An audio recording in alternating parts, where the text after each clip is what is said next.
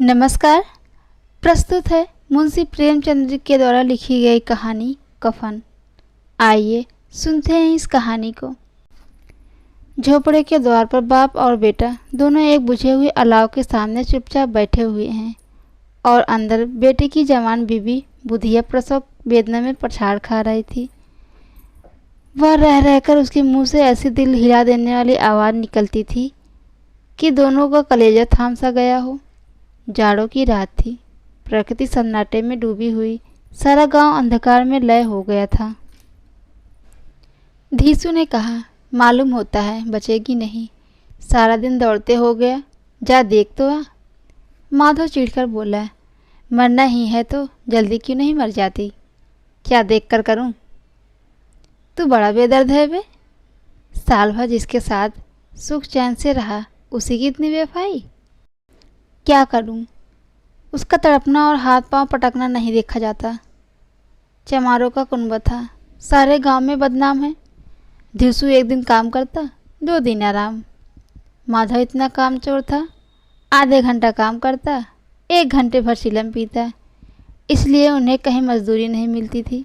घर में मुट्ठी भर भी अनाज मौजूद हो तो उनके लिए काम करने की कसम थी। 2-4 फाके हो जाते, घीसू पेड़ पर चढ़कर लकड़ियाँ तोड़ लाता और माधव बाजार में जाकर बेच आता। और जब तक पैसे रहते दोनों इधर उधर मारे फिरते। जब फाके की नौबत आ जाती तो लकड़ियाँ तोड़ते और मजदूरी तलाश में करते। गांव में काम की कमी नहीं थी। गांव किसानों का गांव था। मेहनती आदमी के लिए तो 50 काम थे, मगर इन दोनों उसी वक्त बुलाते जब 2 आदमियों में से एक काम पड़ पाता, दूसरा संतोष के सिवा कोई चारा न होता। अगर दोनों साधु होते तो उन्हें संतोष और धैर्य के लिए संयम और नियमन की जरूरत न होती। यह तो उनकी प्रकृति थी। विचित्र जीवन था इनका। घर में मिट्टी के 2-4 बर्तन के सिवा कोई संपत्ति नहीं। फटे चिथड़ों से अपने नम्रता से ढाके हुए जिए करते थे। संसार की चिंताओं से मुक्त, कर्ज से लदे हुए। गालियाँ भी खाते, मार भी खाते, मगर कोई गम नहीं। दिन इतने की वसूली के बिल्कुल आशा न रहने पर लोग इन्हें कुछ न कुछ कर दे ही देते थे। मटर आलू की खेत की फसल में दूसरों के खेतों से मटर या आलू उखाड़ लाते और भून कर खा जाते थे। 10-5 ऊख उखाड़ लाते और रात को चूसते। घीसू ने इसी आकाशवित्त से 60 साल की उम्र काट दी और माधव भी सपूत बेटे की तरह बाप के पद चिन्हों पर चल रहा था, बल्कि उसका नाम भी उजागर कर रहा था। इस वक्त भी दोनों अलाव के सामने बैठकर आलू भून रहे थे, जो कि किसी के खेत से खोद कर लाए थे।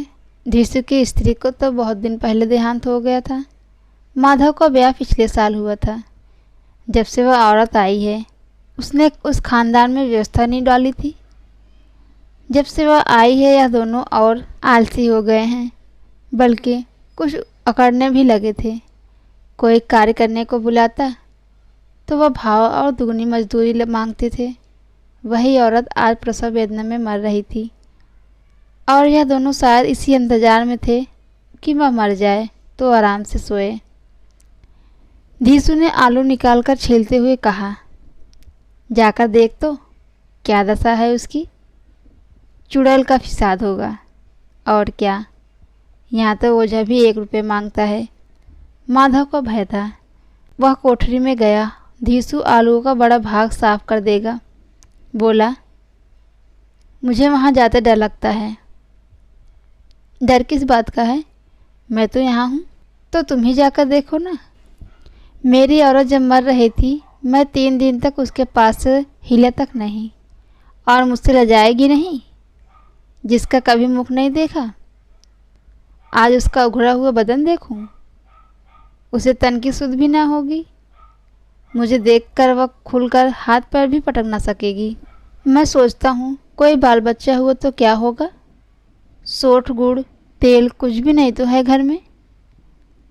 अरे सब कुछ आ जाएगा, भगवान दे तो पहले। जो लोग अभी पैसा नहीं दे रहे हैं, वे कल बुलाकर रुपए देंगे। मेरे 9 लड़के हुए हैं। घर में कभी कुछ ना था, मगर भगवान ने किसी न किसी तरह मेरा बेड़ा पार लगाया। जिस समाज में रात दिन मेहनत करने वालों की हालत उनकी हालत से कुछ बहुत अच्छा ना था, और किसानों के मुकाबले में वो लोग जो किसानों की कमजोरियों से लाभ उठाना जानते थे कहीं ज़्यादा संपन्न थे। वहाँ इस तरह के मनोवृत्ति पैदा हो जाना कोई अचरज की बात ना थी। हम तो यही कहेंगे धीसू किसानों से ज़्यादा विचारवान था, और किसानों के विचार शून्य समूह के शामिल होने के बैठकबाजों की मंडली में जाकर मिला था। हाँ, उसमें यह शक्ति ना थी बैठकबाजों के नियम और नीति का पालन करता, इसलिए जहाँ उसकी मंडली और लोग गांव के सराहना मुखिया बने हुए थे उस पर सारा गांव उंगली उठाता था। फिर भी उसे यह तस्कीन तो थी ही, अगर वह फटेहाल है तो कम से कम उसे किसानों की तरह जी तोड़ मेहनत तो नहीं करनी पड़ेगी, और उसकी सरलता से लोग बेवजह फ़ायदा तो नहीं उठाते। दोनों लोग आलू निकाल निकाल कर जलते हुए खाने लगे। कल से कुछ नहीं खाया था, इतना सब्र ना था कि उसे ठंडा हो जाने दे। कई बार दोनों की जवानें जल गई। छिल जाने पर आलू का बाहरी हिस्सा बहुत ज़्यादा गर्म मालूम ना होता था, लेकिन दांतों के तले पड़ते ही अंदर का हिस्सा जबान, हलक और तालू को जला देता था, और उस अंगारे को मुख में रखने से ज़्यादा खैरियत इसी में थी वह अंदर पहुंच जाए। वहाँ उसे ठंडा करने के लिए काफ़ी सामान थे, इसलिए दोनों जल्दी जल्दी निगल जाते हैं। हालांकि इस कोशिश में आंखों से आंसू भी निकल आते हैं। धीसी को उस वक्त ठाकुर की बारात याद आई जिसमें 20 साल पहले वह गया था। उस दावत में उसे जो तृप्ति मिली थी वह उसके जीवन में एक याद रखने वाली बात थी, और आज भी यह याद ताज़ा थी। बोला, वह भोजन भूल नहीं सकता। तब से फिर उस तरह का खाना और भरपेट नहीं मिला। लड़की वालों ने सबको भरपेट पूड़ियाँ खिलाई थी। सबको, छोटे बड़े सबने पूड़ियाँ खूब खाई। असली घी की बनी थी। चटनी, वाह क्या चटनी थी। रायता, 3 तरह के सूखे साग, एक रसेदार तरकारी, दही, चटनी, रायता। अब क्या बताऊं कि भोजन उसमें क्या स्वाद मिला। कोई रोक टोक नहीं थी। जो चीज़ चाहो मांगो, जितना चाहो खाओ। लोगों ने ऐसा खाया कि किसी से पानी ना पिया गया। मगर परोसने वाले की पत्तल में गरम गरम गोल गोल कचौड़ियाँ डाल देते थे। मना करते हैं कि नहीं चाहिए। पत्तल पर हाथ से रोके हुए थे, मगर वह दे ही देते थे। और जब सबने मुंह धो लिया तो पान इलायची भी मिली, मगर मुझे पान लेने की कहाँ सुध थी। खड़ा हुआ ना रह जाता था मुझसे। चटपट जाकर अपने कंबल पर लेट माधव ने इन पदार्थों का मन ही मन मजा लेते हुए कहा, अब हमें कोई भोज नहीं खिलाता। अब क्या कोई खिलाएगा, जमाना दूसरा था। अब तो सबको किफ़ायती सूझती है। शादी ब्याह में खर्च मत करो, क्रियाक्रम में खर्च मत करो। पूछो, गरीबों का माल बटोर कर कहाँ रखोगे। बटोरने में कमी नहीं है, कहाँ खर्च में किफ़ायत सूझती है। तुमने एक 20 पूड़ियाँ खाई होगी, 20 से ज़्यादा खाई थी। मैं तो 50 खा जाता। 50 से कम मैंने नहीं खाई होगी। अच्छा पट्टा था, तू मेरा आधा भी नहीं है। आलू खाकर दोनों ने पानी पिया और अलाव के सामने धोतियाँ ओढ़कर पाँव पेट में डाले सो गए, जैसे बड़े बड़े 2 अजगर की गड़ुलियाँ मारे हो। और बुधिया अभी तक कहार रही थी। सवेरे माधव ने कोठरी में जाकर देखा तो उसकी स्त्री ठंडी हो गई। उसके मुख पर मक्खियाँ भिनक रही थी। पतराई हुई आंखें ऊपर टंगी हुई थी। सारी देह धूल से लथपथ हो गई थी। उसके पेट में बच्चा मर गया था। माधव भागा हुआ घीसू के पास आया। फिर दोनों ने जोर जोर से कहा, हाय हाय करने लगे, छाती पीटने लगे। पड़ोस वालों ने यह रोना धोना सुना तो दौड़े दौड़े आए।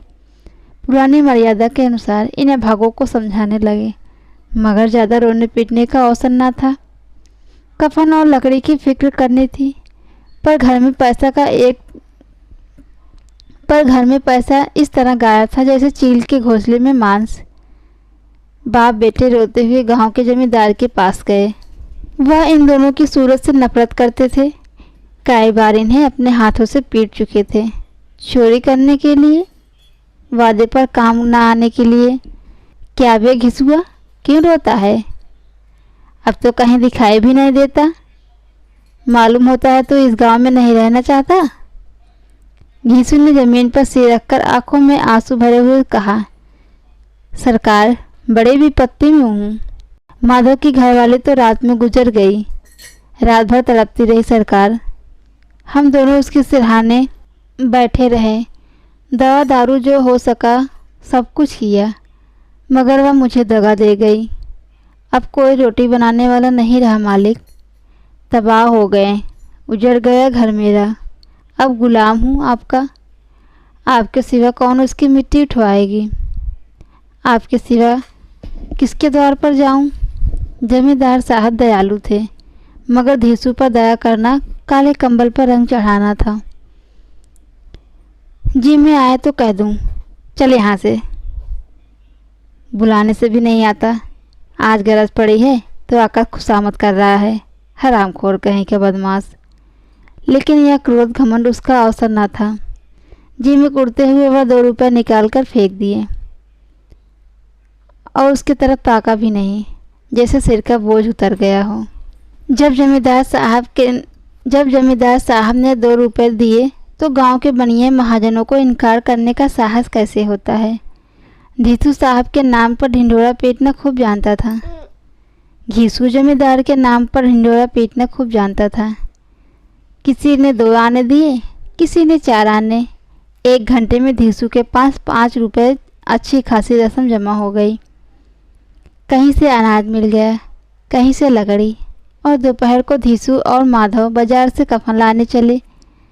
इधर लोग बांस काटने लगे। गांव की नरम दिल स्त्रियां आकर लाश को देखती थी और बेकसी 2-2 बूंद आंसू गिराकर चली जाती थी। कैसा बुरा रिवाज है, जीते जी तन का ढकने का चिथड़ा भी ना मिले। कैसा बुरा रिवाज है, जीते जी तन ढकने का चिथड़ा भी ना मिले। उसे मरने पर कफन चाहिए। कफन लाश के साथ जल ही जाता है, क्या रखा रहता है। यही 5 रुपये पहले मिल जाते तो दवा दारू में काम ना आता। दोनों एक दूसरे के मन की बात ताड़ रहे थे। बाजार में इधर उधर घूमते रहे।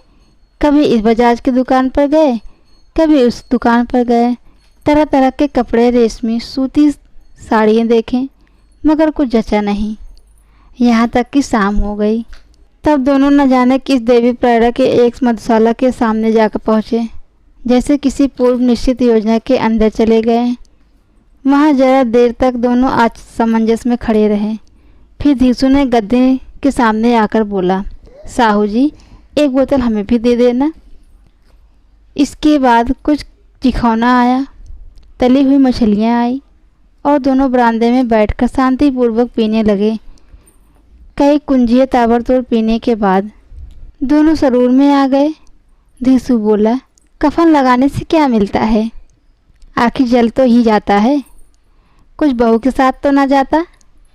माधव आसमान की तरफ देखकर बोला, मानो देवताओं को अपनी साक्षी बना रहा हो। दुनिया का यह दास्तूर है। नहीं, लोग ब्राह्मणों को क्यों 1000 रुपये देते हैं? कौन देखता है परलोक में मिलता है या नहीं। बड़े आदमियों के पास धन है, चाहे फूके चाहे जो करे। हमारे पास फूकने के क्या है? लेकिन लोगों को जवाब क्या दोगे? लोग पूछेंगे नहीं कफन कहाँ है? धीसू हंसा।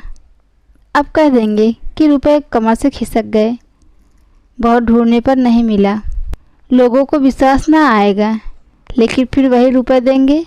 माधव भी हंसा। इस अनपेक्षित सौभाग्य पर बोला, बड़ी अच्छी थी बेचारी, मरी तो खूब खिला पिलाकर। अभी तो बोतल से ज़्यादा उड़ गई।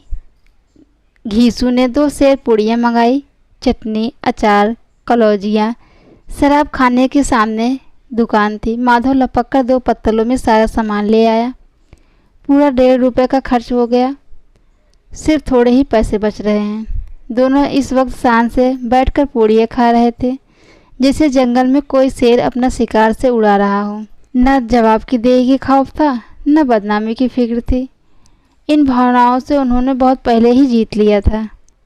घीसू दार्शनिक भाव से बोला, हमारी आत्मा प्रसन्न हो रही है तो क्या उसे पुत्र ना होगा? माधव ने श्रद्धा से सिर झुकाकर तकदीर की, जरूर से जरूर होगा। भगवान तुम अंतर्यामी हो, उसे बैकुंठ में ले जाना।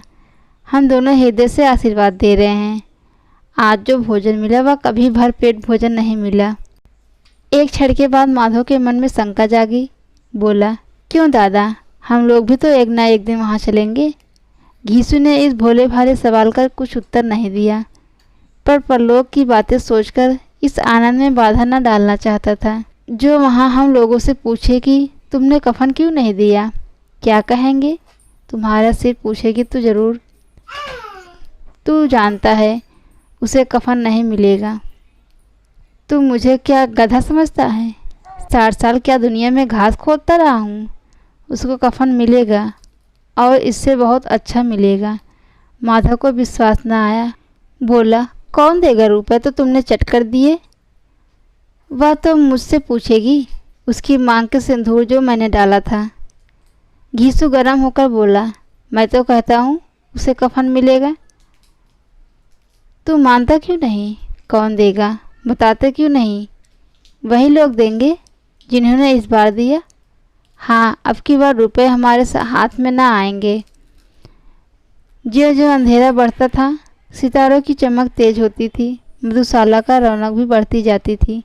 कोई गाता था, कोई डींग मारता था, कोई अपने संगी के गले लिपटा जाता था, कोई अपने दोस्त के मुंह पर कुल्हड़ लगा देता था। वहाँ वातावरण में इतना सरूर था, हवा में नशा। कितने यहाँ आकर चुल्लू में मस्त हो जाते हैं। शराब से ज़्यादा वहाँ हवा की नशा रहती थी।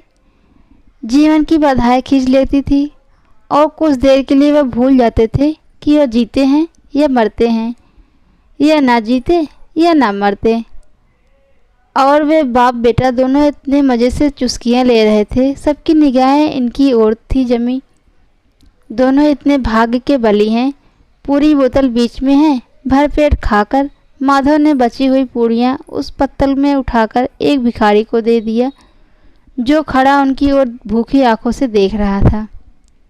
और देने के गौरव, आनंद और उल्लास का उसने अपने जीवन में पहली बार अनुभव किया। घीसू ने कहा, ले जाओ, खूब खाओ और आशीर्वाद दे दो। जिसकी कमाई थी वह तो मर गई है, पर तेरा आशीर्वाद जरूर पहुँचेगा उसके पास। रोए रोए के आशीर्वाद दे। बड़ी गाढ़ी कमाई के पैसे हैं। माधव ने आसमान की तरफ देखकर कहा, वह बैकुंठ में जाएगी दादा, वह बैकुंठ की रानी बनेगी। घीसू खड़ा हो गया और जैसे ही उल्लास की लहरों में तैरता हुआ कहा, हाँ बेटा, बैकुंठ में जाएगी। किसी को सताया नहीं, किसी को दबाया नहीं। मरते मरते हमारी ज़िंदगी को सबसे बड़ी लालसा पूरी कर गई। वह ना बैकुंठ में जाएगी तो क्या मोटे मोटे लोग जाएंगे, जो गरीबों को दोनों हाथों से लूटते हैं, अपने पाप को धोने के लिए गंगा में नहाते हैं और मंदिर में जल चढ़ाते हैं। दुख और निराशा का दौरा हुआ। माधव बोला, मगर दादा बेचारे ने ज़िंदगी में बड़ा दुख भोगा। कितना दुख झेल कर मरी। वह आंखों पर हाथ रखकर रोने लगा, चीख मार मार कर। घीसू ने समझा, क्यों रोता है बेटा? खुश हो कि माया जाल से मुक्त हो गई, जंजाल से छूट गई। बड़ी भाग्यवान थी, इतनी जल्दी मोह माया के बंधन तोड़ दिए। और दोनों खड़े होकर गाना गाने लगे, ठगनी क्यों ना झमकावे, ठगनी क्यों ना झमकावे ठगनी। फिर दोनों नाचने लगे, उछले भी, कूदे भी, गिरे भी, मटके भी, भाव भी बनाए, अभिनय भी किए और आखिर में नशे से मदमस्त होकर गिर पड़े। दोस्तों, अगर मेरी कहानी आपको अच्छी लगे तो मेरे चैनल को लाइक करना, सब्सक्राइब करना। आपके एक लाइक और सब्सक्राइब करने से मुझे बहुत मोटिवेशन मिलता है। धन्यवाद।